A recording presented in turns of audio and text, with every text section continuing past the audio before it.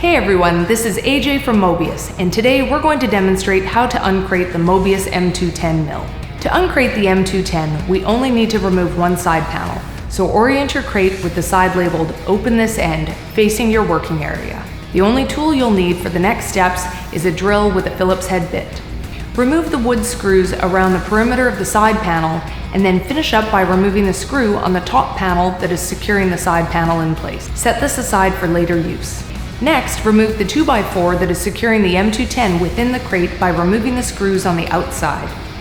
There are 2 screws at each end of the 2x4 that need to be removed. Now we're going to use the side panel as a ramp to roll the M210 out of the crate. Place the side panel with the top wood block facing up and toward the machine, using the lip of the crate base for support.